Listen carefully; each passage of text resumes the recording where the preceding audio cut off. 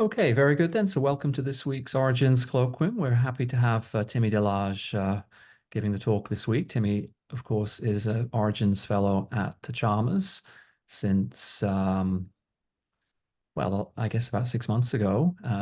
Timmy received his PhD from MPIA and I guess University of Heidelberg, working with Yeah, Paolo mhm, Pania and Mario Floch. yeah, And has been working, before that was actually a master student in with Mahanti's group in Imperial. And so has been working for a while on modeling protoplanetary disks, and in particular dust evolution and MHD effects. So I think, yeah, we're looking forward to your talk, Timmy. Please go ahead. yeah. I'll just put the timer. All right. So hi everyone. I'm Timmy Delage. I'm a postdoc fellow here at Chambers, and today I will talk to you about my work, which is basically investigating the first steps of the planet formation process. And since I know that like many people are not familiar with planets, or maybe you don't like planets, then I try to give I will try to give a kind of extensive background, so then you kind get to the same level, so then you can understand what I've been doing during my PhD and now.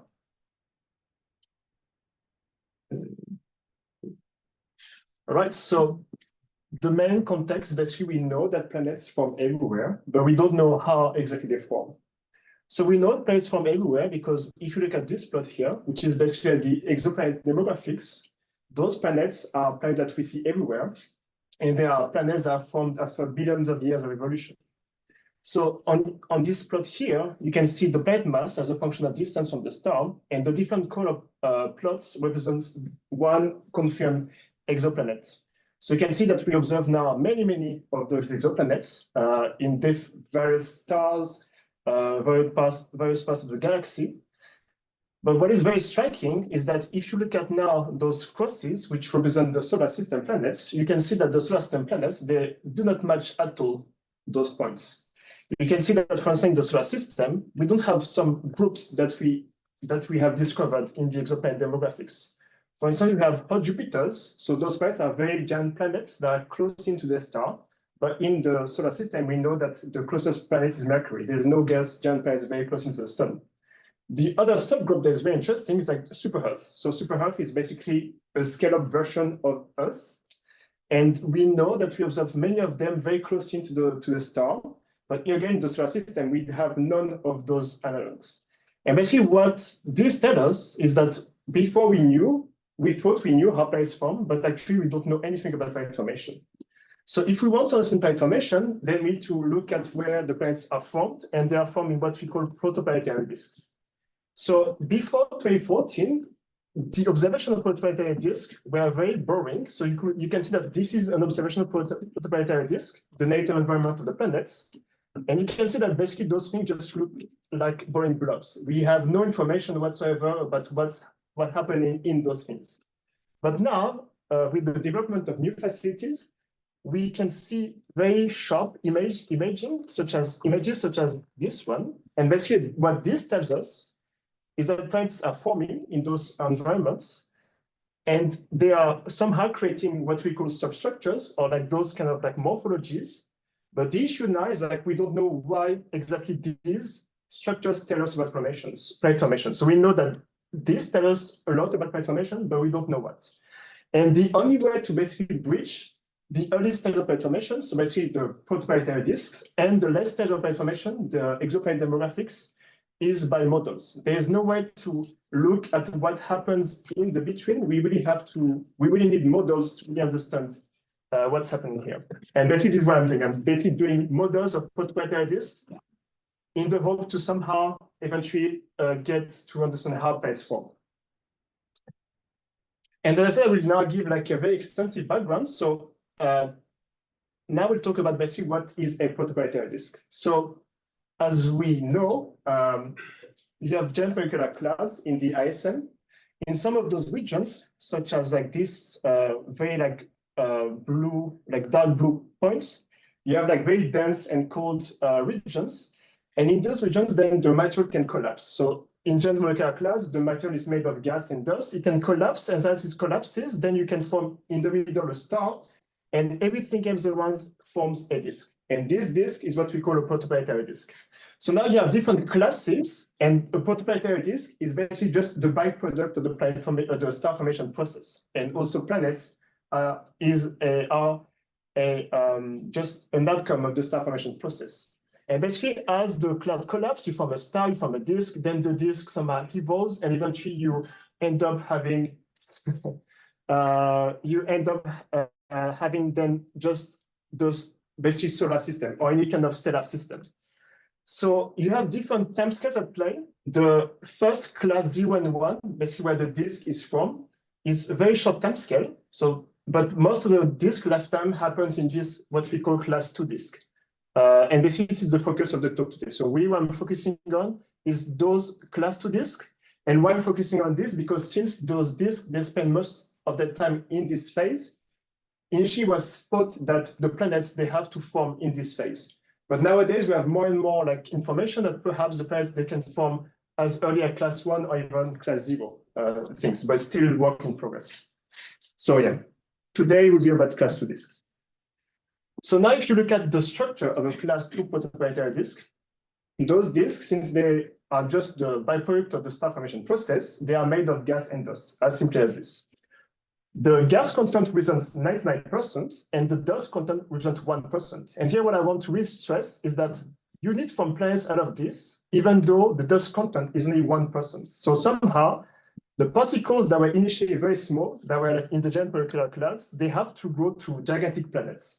And this is the whole point of the planet formation process. So now with like new data, new facilities, we can actually observe the different gas and dust content of these disks. So for instance, you have the gas that is everywhere in the disk. You can basically look at emission lines. You can get maps of the gas. You can also look at the small particles of this disk that also are everywhere because they follow the gas. To do so, you can just look at scattered light emissions. You get nice emissions lights such as this one for the small particles. And for the larger particles that grow and will settle toward the midplane of the disk, which is just the midplane, I guess. I don't have set data. Then you can use ALMA, which is like what we like drove the whole like field of protoplanetary disk. And you can observe basically the thermal emission of those dust particles. And basically now the whole point is basically how we form planets out of this. So now we have two main competing theories. The first theory is to say that if the disk is very massive in gas, basically it can kind of clump in the same way that star formation happens. You just have clumps in the giant molecular clouds. And out of those clumps, then you can form giant gas planets. You can form giant gas planets. But the issue is very hard with this theory, which is called the gravitational instability, to form rocky planets, various like Earth, for instance. So then there's like another competing theory, which is what we call the core accretion. And basically the core accretion is really to understand how you grow from the small, very small particles that were initially micron-sized particles all the way to planets. And here basically like in this schematic, what I want to show is like there's a mass, like there are many orders of magnitude to go for the dust, to go from micron size to megameter. And you can see that you basically go from microns to millimeter size particles to planetesimals, planetary cores. A lot of steps have to be done in order for the particles to end up being planets. And if, for instance, particles, they could just like stick together perfectly, then you won't have any issue to form planets. But unfortunately, there's like this so-called meter size barrier where when the dust reach meter size, then it's very hard for the dust to go past this size. And basically, it's actually not that hard to form millimeter particles, but it's very hard to form past meter size particles. And this is why you have people like me that try to understand how you kind of grow from the small one to the big one. So we don't really understand how planets form. And the reason for this, we don't really understand what are protoplanetary disks. Even though we observe protoplanetary disks, we don't really understand the main mechanisms that play in those disks. So as I said, the protoplanetary disks, they are formed in giant molecular clouds by product of the star formation process. And then you have like many, many processes that happens. So like protoplanetary disks, they are very rich and complex objects.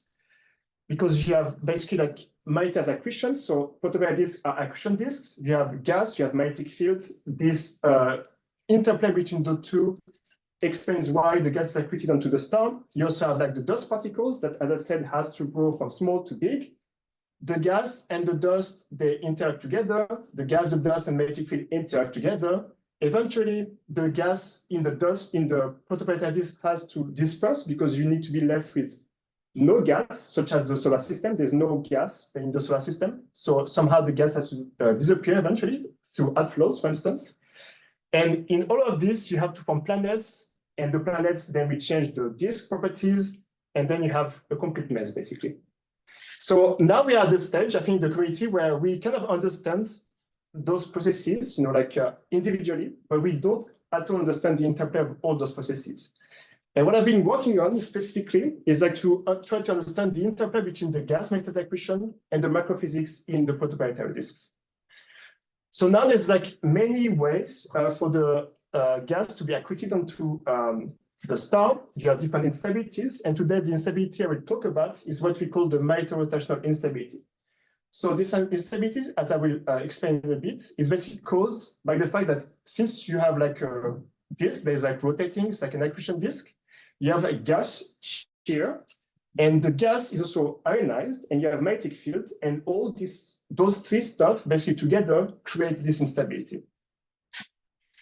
And for the microphysics, so as I said, the particles, they can stick, but they can not only stick, they can do a lot of things. For instance, they can fragment. So basically when they collide, so because you have the gas will basically like generate differential velocities between the dust, and basically the dust will just collide. So now you have different outcome of the collision. Either they can just stick perfectly, which they don't. So they can stick, but they can also fragment. So which means that when they stick, they collide, instead of like growing to larger sizes, they just fragment into smaller sizes. This is what we call dust fragmentation. And this is actually a big problem for like how you go from small to large particles. You have Brownian motion, you have like the dust radial drift, which is another big problem, which means that basically here you have larger particles. And if you have a size of 1 meter, then the particles, they will very quickly be accreted onto the star. So then the time scale over which they are accreted to the star is so fast that they can't grow anymore. And this is another thing that hinders the small particles to grow into larger particles. And also you have like dust settling, which means that you have the small particles that are like everywhere in the disk, and they kind of like settle toward the midplanes. And as they settle, they grow into larger sizes. So all of those processes, they need to be taken into account if you really want to understand how you grow from small particles to large particles in those gaseous accretion disks. So now coming back to the MRI, what is the MRI? So this instability works in any kind of accretion disk. So it can be for black hole accretion disk, white dwarf accretion disk, or in this case, protoplanetary accretion disks. So now let's imagine that you have a star or whatever object, central object here, and you have a gas parcel that rotates around it.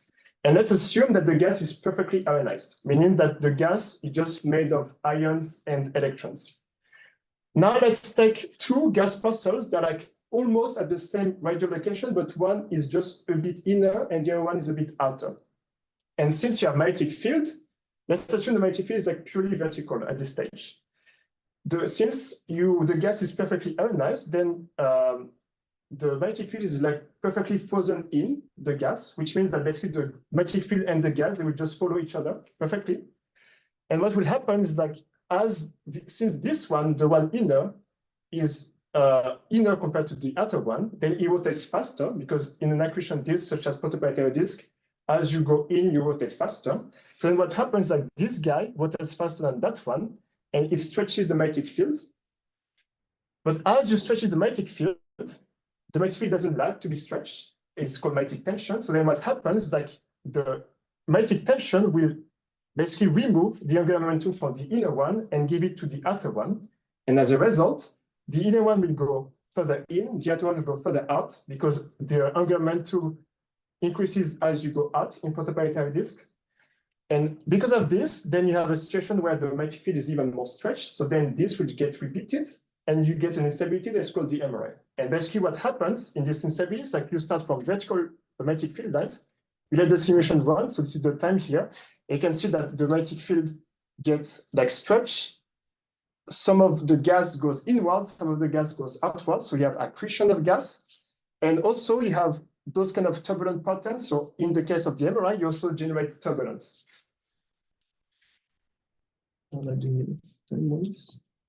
Okay. And so now, unfortunately, like the MRI is not in its ideal version in the protoplanetary disk because protoplanetary disks are not perfectly ionized. They're actually weakly ionized. And also you have dust particles. So instead of having the MRI everywhere in protoplanetary disk, you only have a certain layer in the disk where the MRI can be active. And in this plot, this is vertical versus radius. And the red region is where you have the MRI active region. Everywhere else, what we call the dead zone or the zombie zone, are basically regions where you don't have the MRI. And you don't have the MRI because you have non-ideal MHD effects, such as omicroresistivity or amplified diffusion that kind of kill the MRI. So basically, you are then protoplanetary disks, you can see them as accretion disks that are like layered. So you have some regions that are like poorly accreted and some other regions where you have high accretion.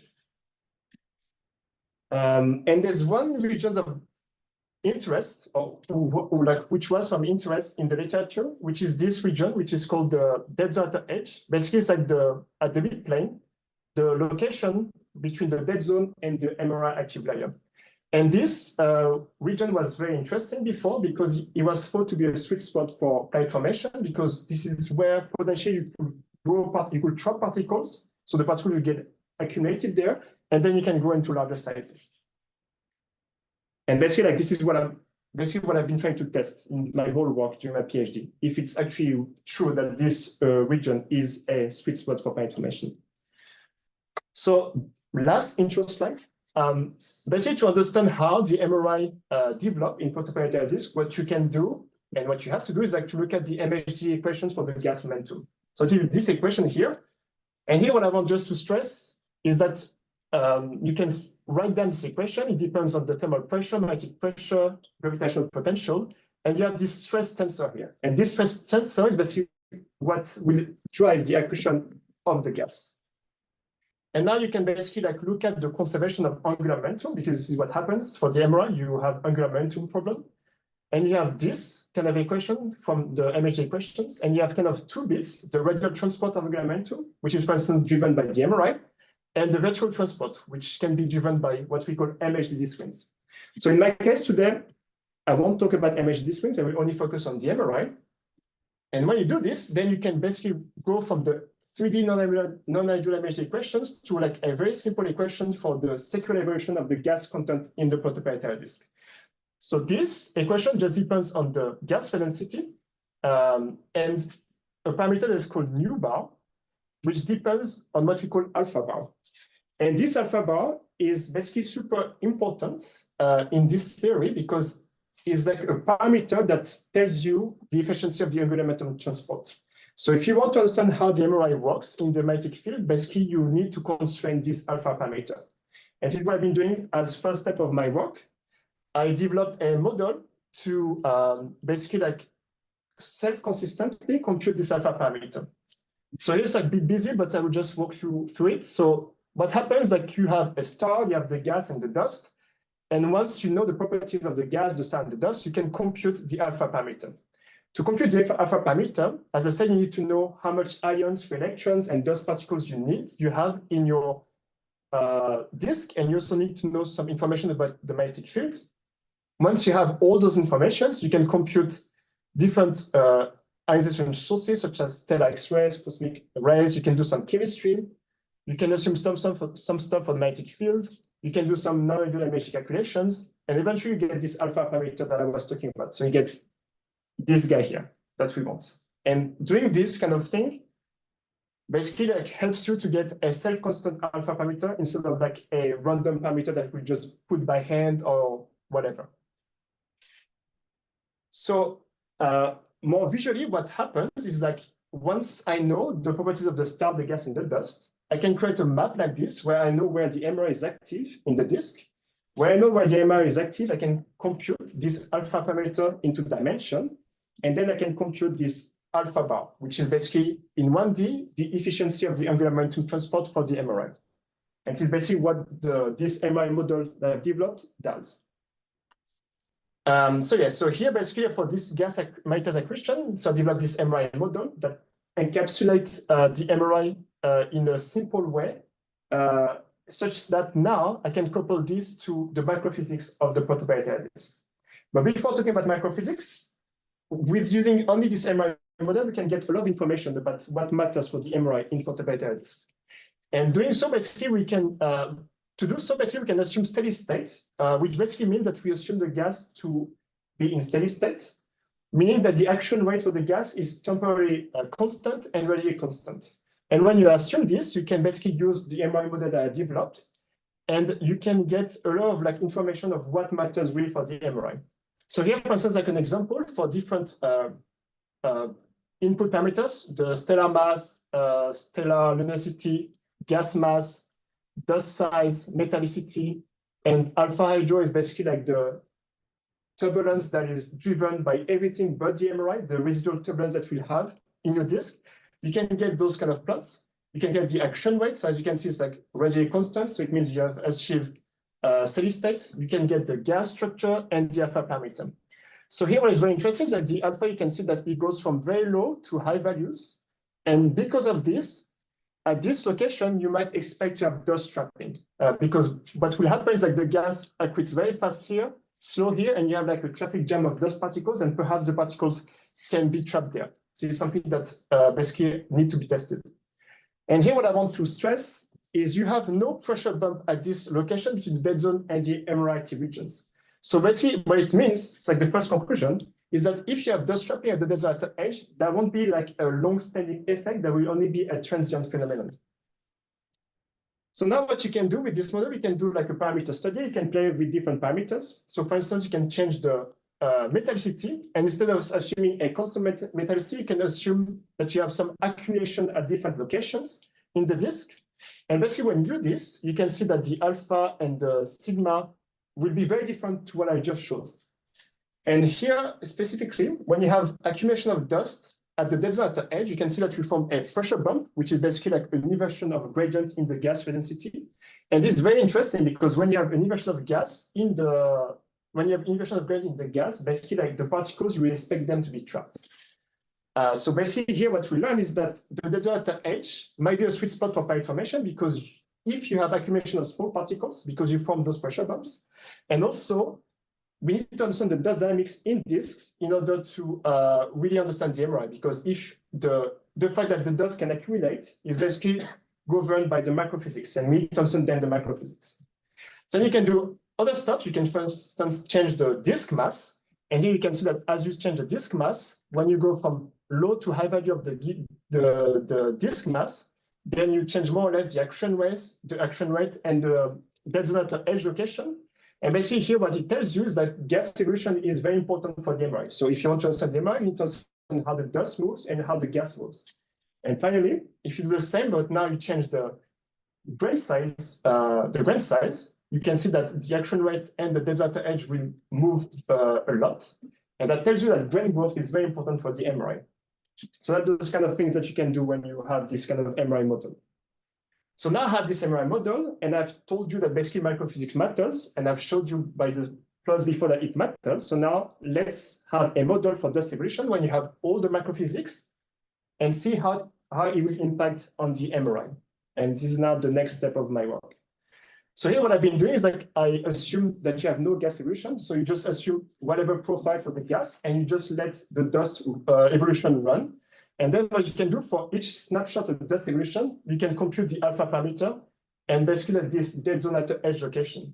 And you can see that as time goes, which is basically for different dust properties, the alpha parameter will change a lot. So basically all it says here is that the MRI is very sensitive to what the dust does. And actually you can see that from 0 to 0.1 megayear, the MRI will change a lot, but then you don't expect much change in the MRI activity. And basically what that tells you is that you need to have small particles But what matters for the MRI is not actually all the dust particles, but it's only the small particles. So basically what it means is that you need to understand the small particles motion in the disk to understand what the MRI does. And here, like the main conclusion is that dust coagulation, so the fact that particles, they stick together, settling, the fact that they just go down, like they are attracted to the midplane, drift, they have all a positive impact on the MRI.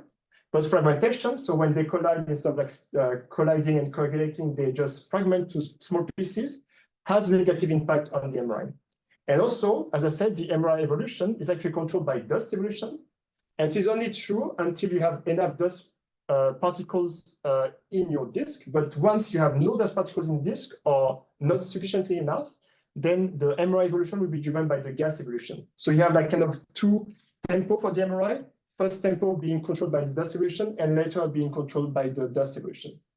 So now that we know that dust evolution matters and we know that the MRI is sensitive to the gas, the dust, what we can do is that we can take those two models, combine them together to really see what happens for the interplay between the gas, the dust, and the MRI in disks. And when you do this, basically you have gas evolution, dust evolution, and you can get those kind of plots here. So if you look at the my left side plot, so this plot here, you can see that grain, so this is grain size as a function of radius, and the color plot, the color basically tells you how much dust you have. So if you have a very yellow color, it means that you have dust enhancement. If you have black, it means that you have dust depletion. So the thing will just rerun again, but as you can see, you form in some regions, regions where you have a lot of dust that can accumulate and grow into larger sizes. So basically here what happens, like when you let the gas, the dust and the MRI kind of communicate together in a self-constant way, you manage to form spontaneously in the disk regions where the dust can accumulate and grow into larger sizes. And this is very important because now, since you have very high dust to gas ratio, maybe those locations could be potentially the birth sites for planets. Yeah, I don't know how much I'm doing. Sorry. Okay. Well, maybe 5 more minutes, Timmy, if you can, or yeah, sure, yeah, sounds good. Yeah. So as I've said, like when you look at this plot, so here you have like those kind of dust traps that are formed. And here I'm showing you like another way to see this. So this is like time and radius, and each point shows you basically the location where you have a dust trap. So now you can see that you have different type of dust traps that are formed in the disk. You have what we call short-lived dust traps and others that are called long-lived dust traps. So the short-lived ones are basically dust traps that will be formed spontaneously through this instability, like the interplay between the gas, dust, and the MRI, but they will dissipate very fast. Whereas the long-lived ones, they form at some moment in the disk, but then they stay in the disk for basically the whole simulation time. And what is very interesting here is like actually, if you look at this blue line here, which is the mid-plane desert edge, you can see that actually you don't have a long-lived dust trap. You only have a short-lived dust trap. What it means, if you recall what I wanted to test, it was to test whether or not the desert edge can be a sweet spot for planet formation. And since you can only form a short-lived dust trap at this location, the answer is no. The desert edge cannot trap very efficiently particles, and you potentially can't form planets there. But the good news is that you have a whole region between the cyan line and the magenta line where you have long-lived dust traps. So even though you have maybe not a favorable location at the desert edge, you have different locations between those two lines where potentially you could form the right conditions for planets. Yes, and I will skip this. Okay, so now we're focusing on the long-lived dust traps. What you can do, it's like exactly the same code that I've shown before, but now like you have the colors and they are color-coded, and the color basically tells you on the left side how much dust to gas you have, and on the right side how much mass of dust is enclosed in those locations. So if you look at those as like two long-lived dust traps, you can see that you achieve very high dust to gas ratio, and also you have a lot of dust mass that is like encapsulated in those locations. And it's very interesting because since you have very high dust to gas ratio, you have other instability that could take place at those locations, such as the swing instability, for instance, where basically what happens, like the particles, they can just clump together, and as they clump, they can form planetesimals. and maybe planetary cores. So basically those locations, they have basically the right conditions to initiate the first step of planet formation process and then to initiate the subsequent step of the planet formation process. And since you have a lot of mass enclosed, then you could form a lot of planetesimals, perhaps many planetary cores there, and then you could potentially form planets. But it's something that in my estimation right now I don't have. So this is just like here speculation. But yeah, like here, as I said, those long-lived dust storms, they might potentially be the birth sites for planets.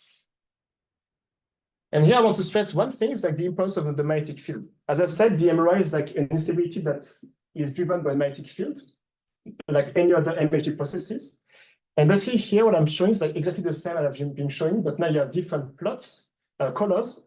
Each color shows a magnetic field strength. So as you go from this side here to that side here, you basically increase the magnetic field. So as you can see, when you have very low magnetic field, the dot struct is located very far from the star.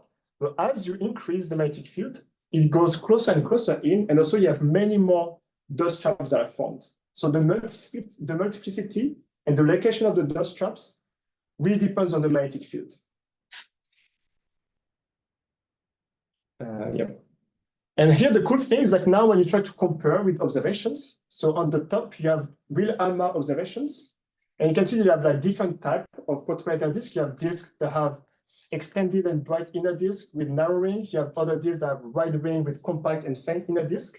When I run my own simulations with different magnetic fields, I kind of like qualitatively reproduce those kind of trends. So if you have a low magnetic field strength, then you can reproduce this kind of disk here. But now if you have a high magnetic field strength scenario, then you can reproduce those kind of observations here.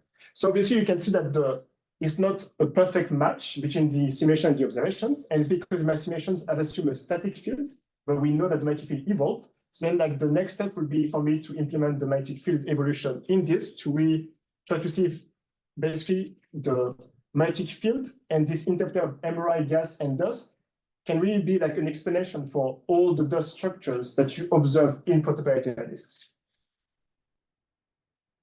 And yes, so I don't have like a summary slide because I think all the summary points are like in the relevant slides. But here I just want to give you like a global perspective of now what I'm doing.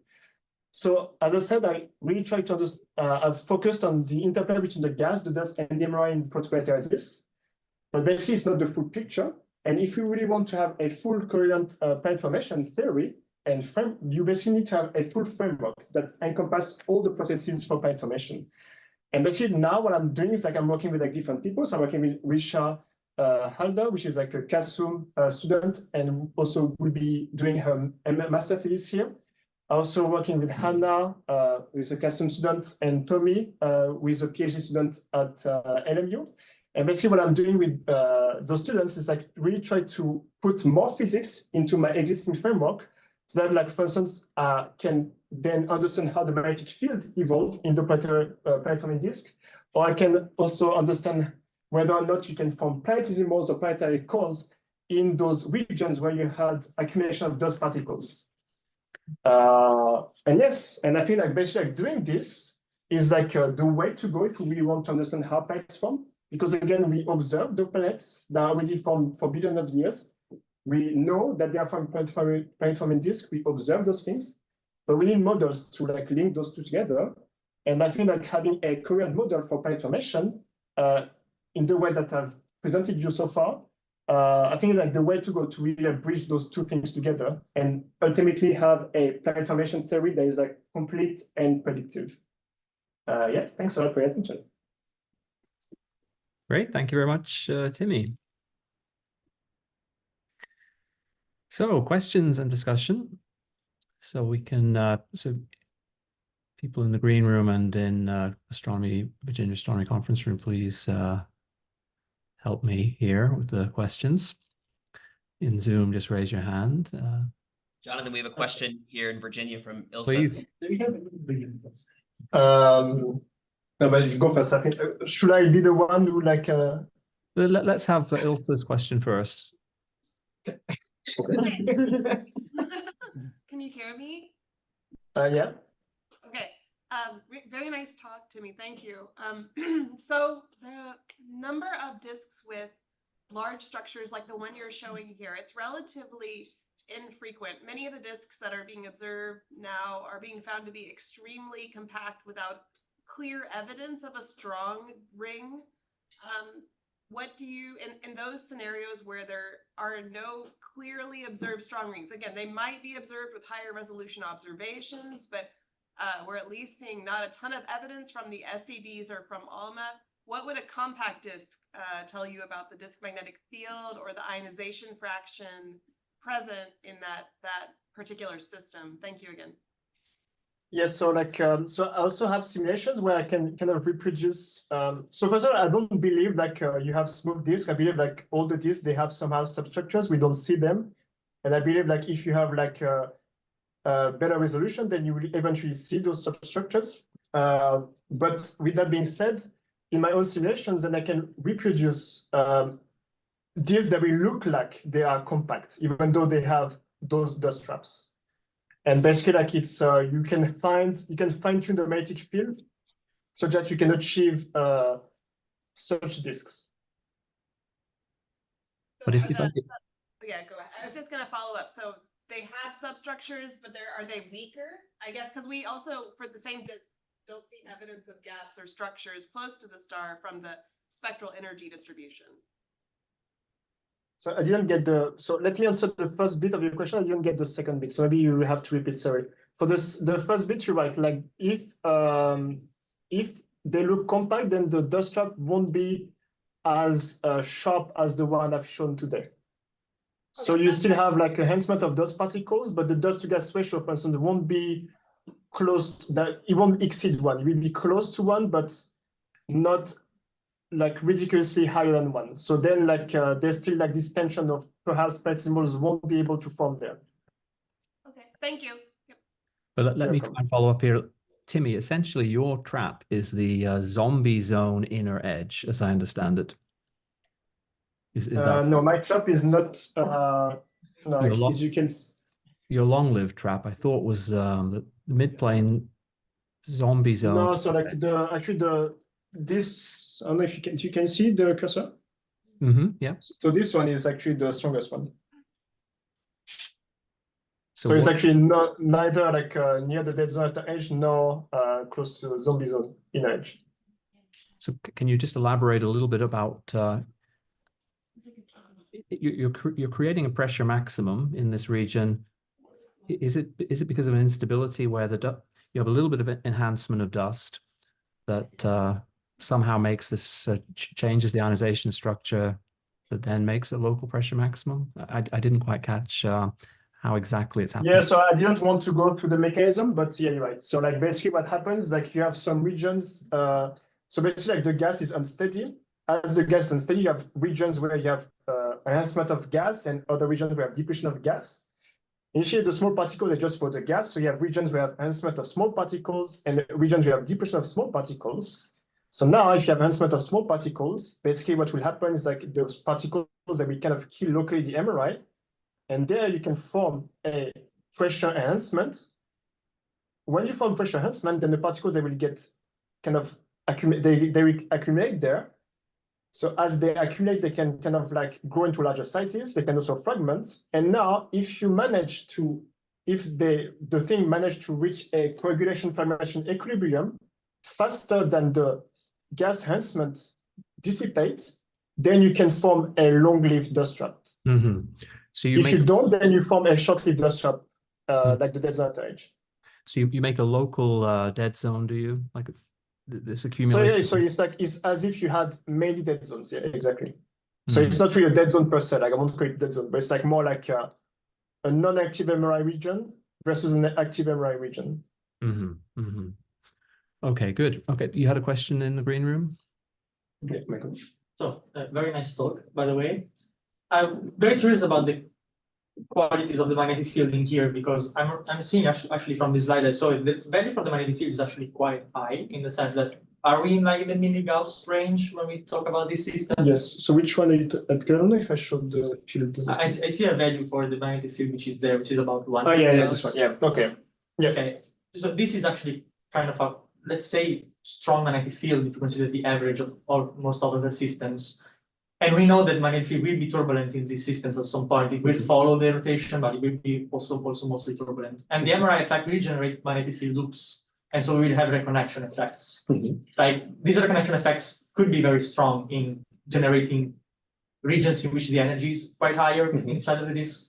How can this change like the features that you see in the disk? So for the first part of what you said, the mini-gas regime is actually not that strong for protoplanetary. It's kind of like the expected value that you will have from people that do core collapse simulations. So they do core collapse, they have those class 0, 1 disk, and they have those kind of like 0.1 gas value. And now, like when you look at, for instance, like you can measure the magnetic field somehow in disk. It's not that well measured, but it's like in the kind of regime that I'm talking about here. So like about this dilemma that you're talking about, the fact that you can generate magnetic field through the MRI, because you have non-ideal MHD effects, actually this dynamo process is not as efficient as it could be in the ideal MHD case. So like there is like this, but I think it's like very like in debate right now. It's like, as I said, like we don't fully understand everything. So like I will say that you can have dynamo, so you will enhance the magnetic field, but I don't think that the community thinks that you will have such enhancement of magnetic field that then you have insane values for the B field. I think you can have some enhancement, but not 10 Gauss, for instance. You will have still a few milligauss. So maybe you can just amplify it by twice, 3 times. Exactly. Yeah. Okay, great. Are there other questions? Jonathan, I have a question from UVA. Timmy, could you go to the slide where you reproduce the extended ring structure? It was one of your last slides. I just had a clarification question. So do you have to change like the stellar properties at all to reproduce the extended rings? I'm just wondering if it's like stellar properties, disk properties, or a combination of both that are needed to drive the magnetic field strength down and to get those extended rings. So can you, so what is your question exactly? Are you asking me what exactly will cause those things? So is it stellar properties that bring the magnetic field strength down the most, or is it the disk dust and gas properties, or do you need a combination of both of those to get those low magnetic fields to reproduce those extended substructures? Okay, so like so of course, like the star will have an impact because basically like when you form the star, you form the disk, and basically like the molecular clouds, basically like the magnetization comes from the molecular cloud, right? So like I would say like the stellar properties has an impact actually because like it will change how much you can ionize the gas locally, so that will change the MRI and those kind of things. But really like what happens here is more like the interplay. So when you have the gas and the dust, then you will create those structures here. And now for why you have in some cases low magnetic field, high magnetic field, again, it's because of the microphysics. Because now, if you think about it, when you have non-ideal MHD effects, the magnetic field is going to be advected by the gas, but it's going to also get diffused away. So now if the diffusion is much stronger than the advection, then you would expect to eventually lose all the magnetic flux. And this diffusion really comes from the fact that you have a gas that is polyionized and you have dust particles. Thanks. Okay, maybe I can ask a question, Timmy. So I actually have several, but let's see. So one of your results is that the dead zone outer boundary is not a good trap, which I think is I think that's what one would naturally expect, because the pressure is, there's no easy way for the pressure to go down. The pressure gradient will continue to go down, but as you know, I like the dead zone inner boundary. I don't know if you have a comment about the applicability of your work to the dead zone inner boundary. And of course, we've discussed a little bit since you've been at Chalmers. But... Yeah, so like I think like what I've been doing is basically like so like as you know, Mario is like the kind of like the other person who does similar stuff, but closer to like, you know, in the stuff that you are more interested in. And basically, like what I'm doing here is I could exactly do the same for the inner regions. I would just need to change my chemical model and add some physical processes that are not very relevant for the outer region of the disk, but more relevant for the inner region of the disk. And we could do exactly the same stuff. Right, but there's a little. It seems like there's a little bit of debate now between Subbu Mohanty's group and me and other people in inside our planet formation about how good the dead zone inner boundary will actually be as a trap. I think there's no debate. Like the thing is like what Subbu and I think like tell you is that we need to run the simulations to know what will happen.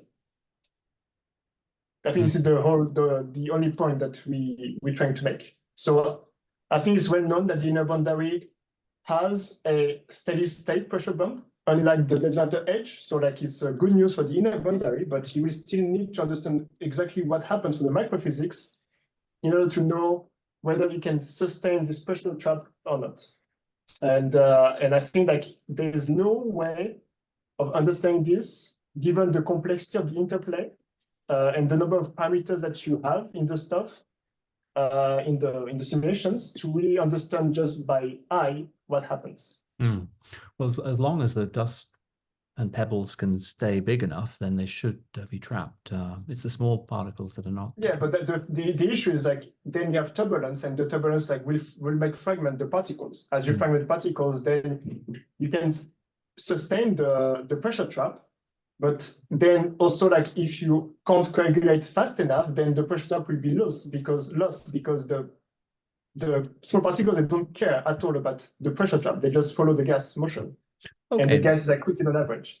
So we need to focus on grain growth in these environments. Of course, that was yeah. So you really need to have like a model of coagulation, fermentation, and drift to really understand basically what happens. And also like there's other stuff like bouncing is something that I didn't mention, but it's something that can be very important. You also have like the fact that the particles are charged. As they are charged, you have like another thing that prevents them to actually like coagulate efficiently. So like all those processes have to be like implemented in the global context of like how the gas evolves, how the MRI is like created, and how the magnetic field evolves in those disks. Well, what is your current innermost zone in your models?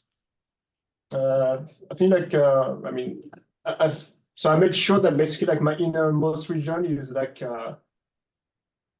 1 AU, because I mean, so Maria Jankovic, like she showed that basically you can have like a dead zone inner edge that can be quite far out for some specific cases, specific choices for the parameters that you use for estimations. So I just use 1 AU for the innermost of boundary of my simulations. Great. Well, we can already then look quite closely at the kind of grains you have at 1 AU and see. And as we mentioned, Marcus's master's thesis, of course, has an impact here as well. Great. Any other questions for Timmy? I have a question. So you showed a graph with the alpha parameter as a function of radius, and you argued that where the alpha parameter goes from a large value to a small value. Yes, this one. And you said that at that boundary there would be like a traffic jam of dust and gas. Would that be considered like a trap where planets can potentially form? No, so do you need like a proper pressure trap? There's a clear definition between distinction between the traffic jam and the pressure trap. So basically, what we call a pressure trap is, so the gas is subcapillary in the disk because it's supported by pressure. So if you had like no pressure, then the gas will rotate at Kepler's speed, but you have pressure, so it's like supported by pressure, subcapillary. And what we call a pressure trap is basically where the gas becomes supercapillary. So it rotates faster than Kepler's speed. This is the definition of what a pressure bump is, and where where you would expect a dust trap to be. Now, a traffic jam is just an enhancement of gas, so it can be closer to Keplerian as you want. But if it's not supercapillary, then it will still be a traffic jam. So now you can have a traffic jam. You can actually like grow more efficiently the particles. They can accumulate there, but it won't be like as strong as a trap in the sense that the trap will make the particles to kind of like agglomerate into this specific location. So whenever you have a trap, all the particles around, they will just drift towards these traps instead of drifting toward the star. In a traffic jam, they don't do that. They just like flow.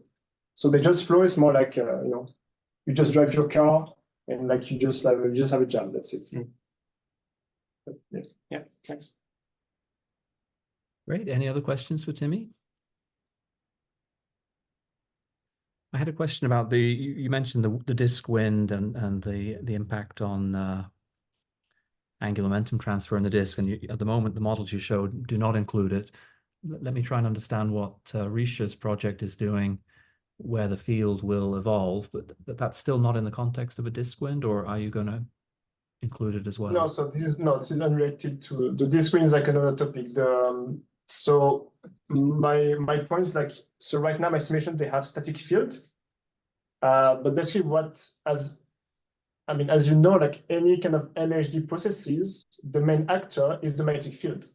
So if you really want to understand any kind of MHD processes, you need to know what exactly the magnetic field is doing, and especially the poloidal field. So the project of Risha basically is like really to understand what happens with the magnetic field evolution in these disks, and basically how that will kind of like change the interplay of gas, dust, and emerald as I've shown today. Mm-hmm. And do you have a thought on the disk wind impact?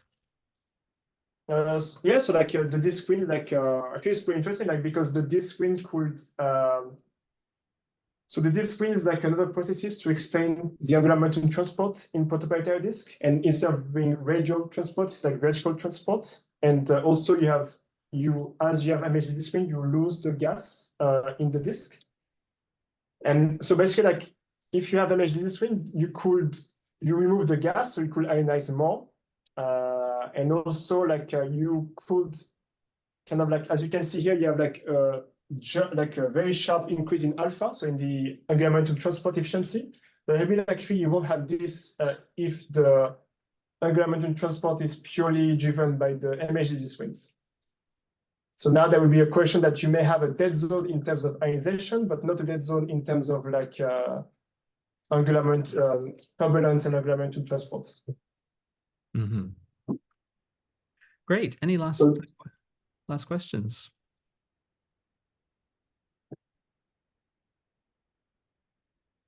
Very good. Then I think we can close up the session then if there are no further questions. So let's thank Timmy again.